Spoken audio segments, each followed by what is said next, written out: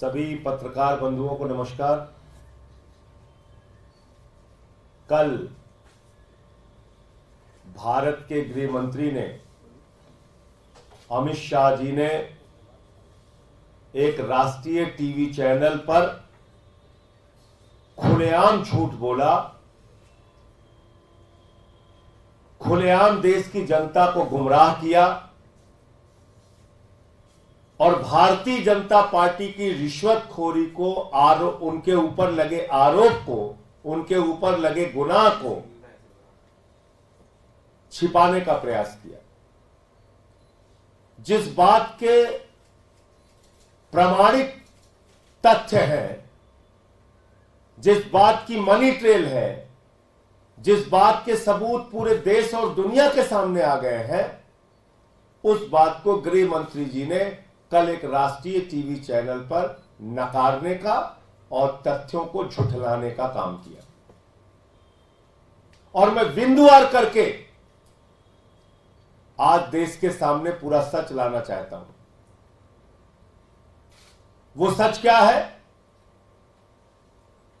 ED के द्वारा जिस शरद रेड्डी को किंगपिन बताया गया शराब घोटाले का, ईडी के द्वारा जिस शरद रेड्डी को मुख्य घोटालेबाज बताया गया शराब घोटाले का, उस शरद रेड्डी के द्वारा 60 करोड़ रुपए की रिश्वत भारतीय जनता पार्टी को दी गई है और ये सीधे सीधे क्विड प्रो को का मामला है।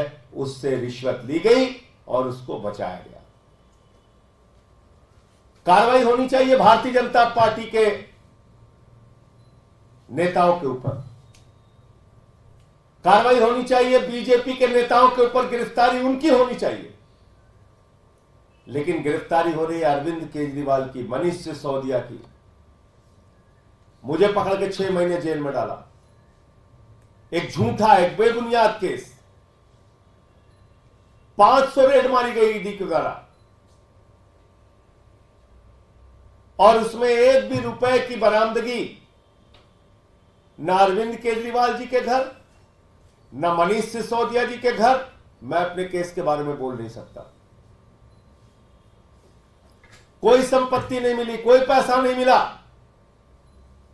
बावजूद इसके अरविंद केजरीवाल जी गिरफ्तार हो जाते हैं, मनीष सिसोदिया गिरफ्तार हो जाते हैं। सारी कार्रवाई आम आदमी पार्टी के नेताओं पर चलती है। और जब हम कहते हैं कि शरद रेड्डी ने कमल छाप दारू घोटाला जो भारतीय जनता पार्टी ने किया है, उस कमल छाप दारू घोटाले पे कार्रवाई कब होगी, तो उस पर कोई ना ईडी बोलती है, ना सीबीआई बोलती है, ना मोदी जी बोलते हैं, ना अमित शाह बोलते हैं, ना नड्डा जी बोलते हैं, ना ही एलजी साहब बोलते हैं। मैं पूछना चाहता हूं कि इस देश में दोहरा कानून चलेगा? आम आदमी पार्टी के लिए बिना सबूत के कार्रवाई और भारतीय जनता पार्टी के लिए खुलेआम सबूत के बाद कार्रवाई नहीं। यह तो अन्यायपूर्ण कार्रवाई है।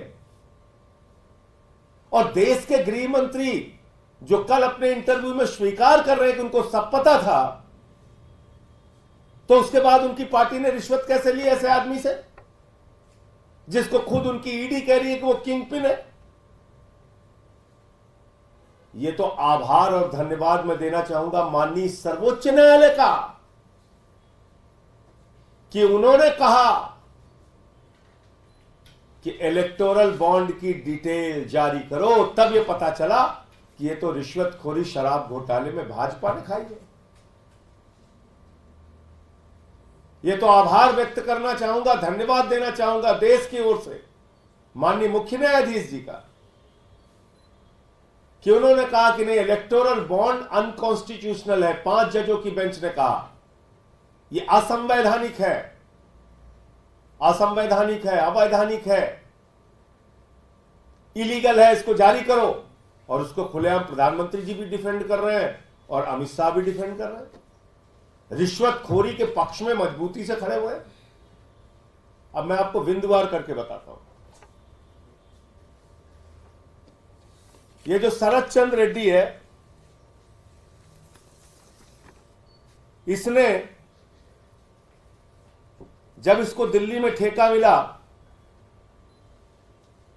उसके बाद नवंबर 2021 से लेके जुलाई 2022 के बीच में इसने 5 जनवरी को 3 करोड़ चंदा बीजेपी को दिया, 12 जनवरी को 3 करोड़ चंदा बीजेपी को दिया, 2 जुलाई को 1.5 करोड़ रुपए चंदा बीजेपी को दिया, 12 जुलाई को 1.5 करोड़ रुपए चंदा बीजेपी को दिया।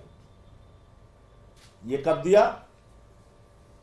जब उसका ठेका यहां पे चल रहा था तो भारतीय जनता पार्टी को रिश्वत खिला रहा था वो उस समय। ये उसकी तारीख हो गई। अब आ जाइए 9 नवंबर 2022 को उसको जब छापे हुए उसके घर पे, तो उसने कहा कि उसने किसी को रिश्वत नहीं दी है। ये उसका स्टेटमेंट है। 9 नवंबर 2022 को शरद रेड्डी कहता है उसने किसी को रिश्वत नहीं दी। 10 नवंबर 2022 को शरद रेड्डी अरेस्ट हो जाता है। 15 नवंबर 2022 को फिर 5 करोड़ रुपए चंदा बीजेपी को देता है। 5 करोड़ रुपए चंदा 10 नवंबर को गिरफ्तार होने के बाद शरद रेड्डी 15 नवंबर को 5 करोड़ रुपए चंदा भारतीय जनता पार्टी को देता है।